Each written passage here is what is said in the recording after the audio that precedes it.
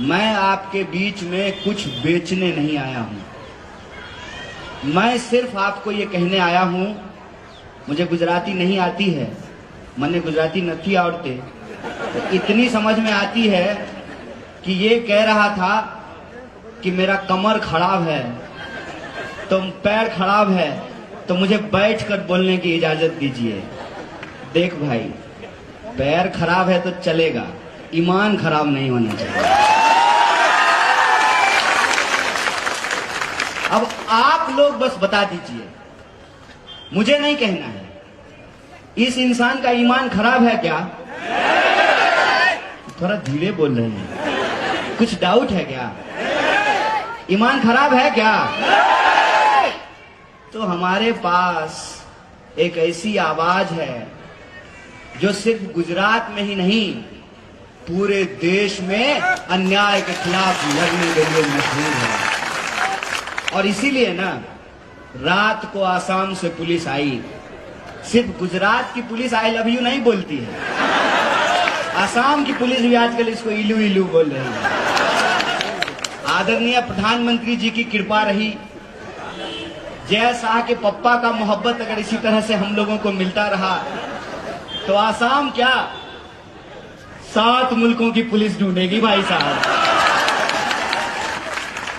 क्या है ना कि 2 तरह के लोग हैं।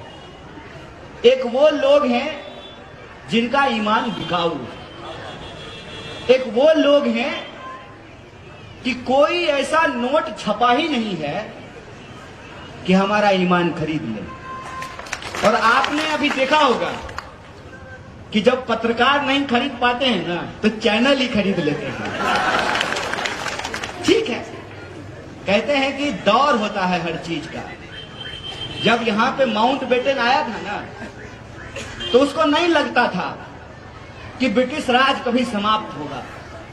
जब लॉर्ड कर्जन आया था, तमाम जब अंग्रेज के अफसर आए थे और घोड़े पे चलते थे ना, तो उनको अंदाजा नहीं था कि नंगे पांव चलने वाले लोग, खाली बदन अपने खेतों में खून पसीना बहाने वाले लोग किसी दिन उससे डरना बंद कर देंगे और उनके टैंक के सामने खड़ा होकर के कहेंगे, अंग्रेजों भारत छोड़ो, हमको स्वराज चाहिए।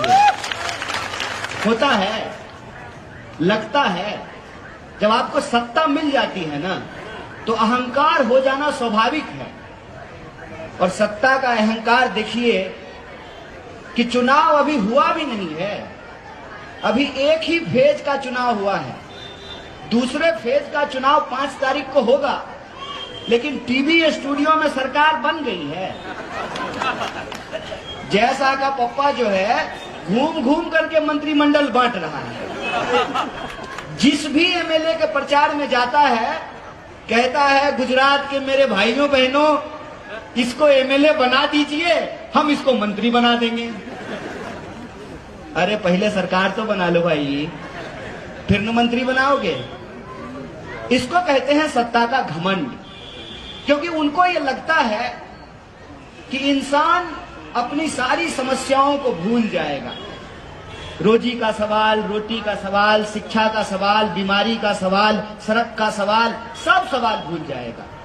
अगर इंसान को उसकी भावना भड़का करके, उसके मन में नफरत पैदा करके, उसके मन में डर पैदा करके अगर इंसान को आपस में लड़ा दिया जाए, तो लोग रोजी रोटी का सवाल भूल जाएंगे। ऐसा काम हो रहा है, ऐसा काम पिछले 27 साल से हो रहा है।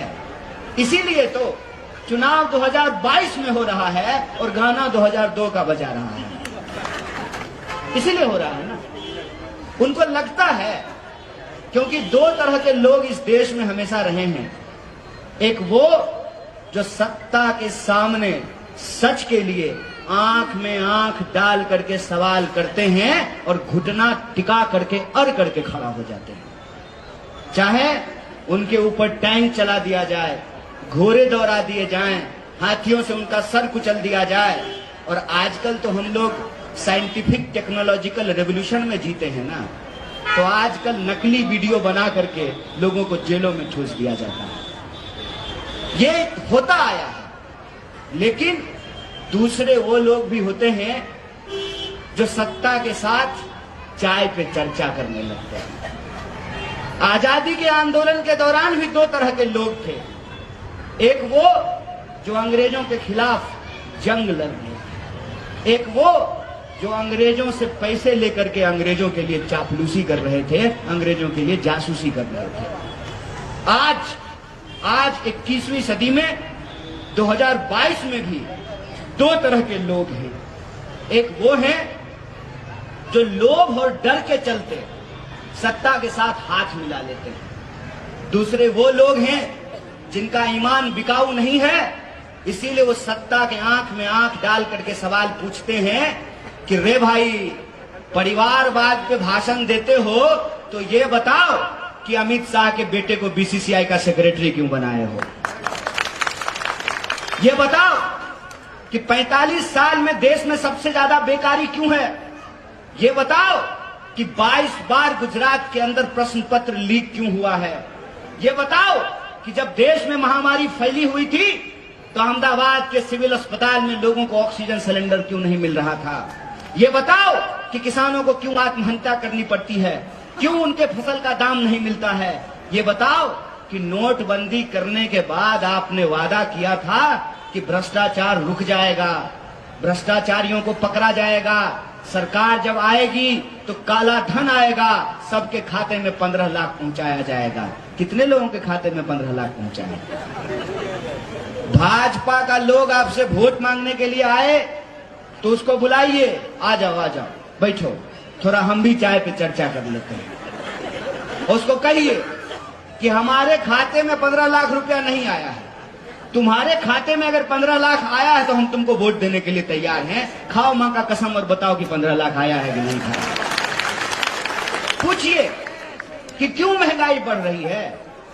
एक मैडम है स्मृति ईरानी, मैं चाहता हूं कि बुरा दिन फिर से आ जाए, 400 रुपए में सिलेंडर मिलने लगे और सिलेंडर लेकर के स्मृति ईरानी अहमदाबाद की सड़कों पे प्रदर्शन करना शुरू कर दें।